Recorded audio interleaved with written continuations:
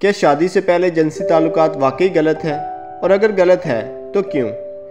اس سوال پر مسیحیوں کے درمیان عمومی طور پر 3 مختلف نظریات پائے جاتے ہیں۔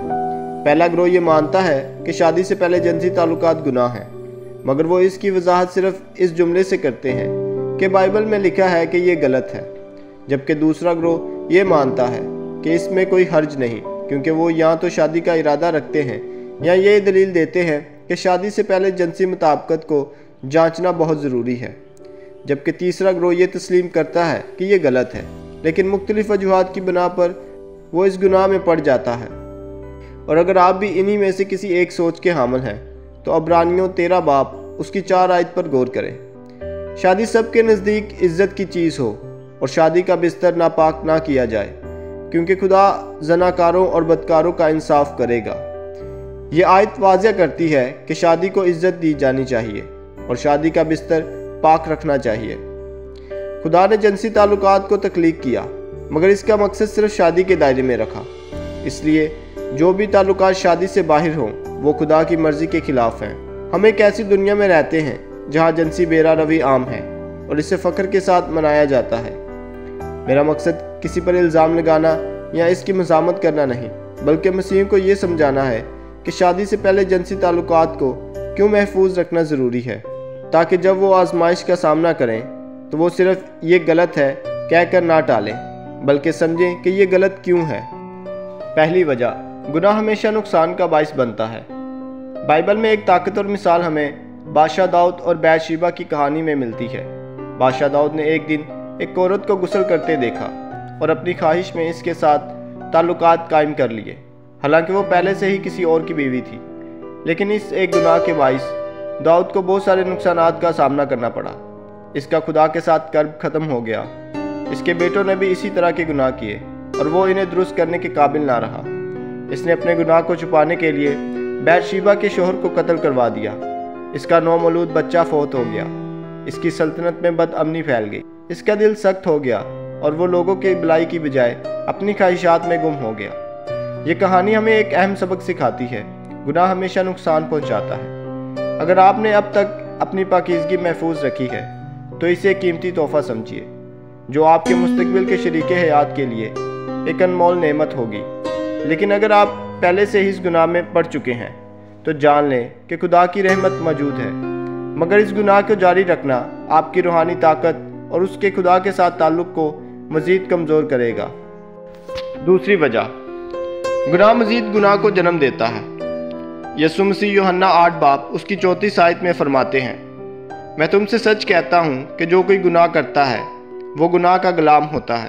یہ آیت ہمیں سکھاتی ہے کہ جب کوئی شخص گناہ کرتا ہے تو وہ اس کے قابو میں آ جاتا ہے۔ جب لوگ شادی سے پہلے جنسی تعلقات قائم کرتے ہیں تو وہ خود کو جنسی نافرمانی کی عادت میں ڈال دیتے ہیں، اور بعد میں جب وہ شادی کرتے ہیں تو یہ گناہ کسی اور شکل میں ظاہر ہو سکتا ہے، جیسے بیوی اور شوہر کے ساتھ بے وفائی، فحش مواد دیکھنے کی عادت، اپنے شریک حیات کے ساتھ جسمانی تعلقات میں بے رخی پڑنا۔ اس لیے شادی سے پہلے کے گناہ شادی کے بعد بھی اثر انداز ہوتے ہیں۔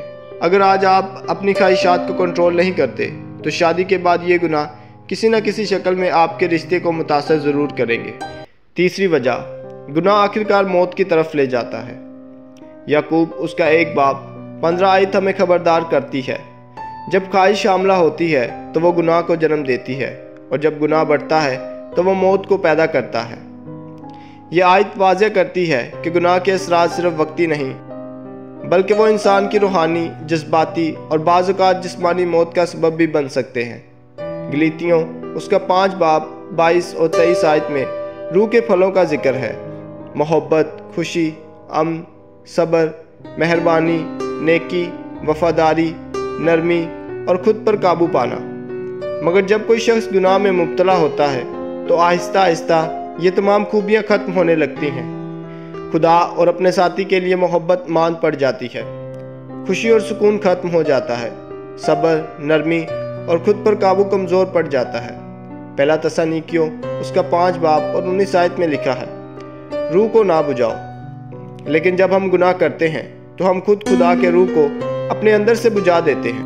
گلیتیوں اس کا 6 باب 7 اور 8 آیت میں لکھا ہے، खुदा का मजाक ना उड़ाओ। जो बोओगे वही काटोगे। जो अपनी जिस्मानी ख्वाहिशात की तस्कीन के लिए बोता है वो तबाही काटेगा, लेकिन जो रूह के लिए बोता है वो अब्दी ज़िंदगी काटेगा। ये कलाम हमें एक अहम सबक देता है। गुनाह का अंजाम हमेशा तबाही है।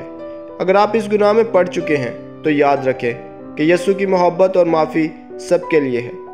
हम सब गुनाहगार हैं और हम सबको यीशु की ज़रूरत है। लेकिन अच्छी खबर ये है कि आप आज भी खुदा के पास वापस लौट सकते हैं। आप आज भी अपने गुनाह से लड़ सकते हैं और आप इस इत्मीनान में रह सकते हैं कि हमारी निजात हमारी नेकी पर नहीं बल्कि यीशु की सलीब की कुर्बानी पर है। चाहे आप किसी भी हालत में हो, याद रखें यीशु आपसे मोहब्बत करता है। जब भी आपको आजमाइश का सामना हो, दिल में ये बात रखिए कि खुदा ने आपके लिए एक बेहतर रास्ता बनाया है। दोस्तों, ये पैगाम सिर्फ गुनाह की हकीकत को बताने के लिए नहीं बल्कि आपको उम्मीद और निजात की राह दिखाने के लिए है। अगर आप पहले से ही इस गुनाह में पड़ चुके हैं तो याद रखें कि खुदा की मोहब्बत हमेशा कायम है। यीशु आपसे मोहब्बत करता है और आपके लिए एक नया रास्ता तैयार कर चुका है। अगर आप इस वीडियो से मुत्तफिक हैं या इसने आपको कुछ सोचने पर मजबूर किया है तो इसे दूसरों के साथ ज़रूर शेयर करें। कमेंट्स में अपने ख्यालात का इज़हार करें और अगर आप मज़ीद इसी तरह के ईमान बढ़ाने वाले पैगामात चाहते हैं तो हमारे चैनल को सब्सक्राइब ज़रूर करें। याद रखें, खुदा का रास्ता हमेशा बेहतर है। शुक्रिया।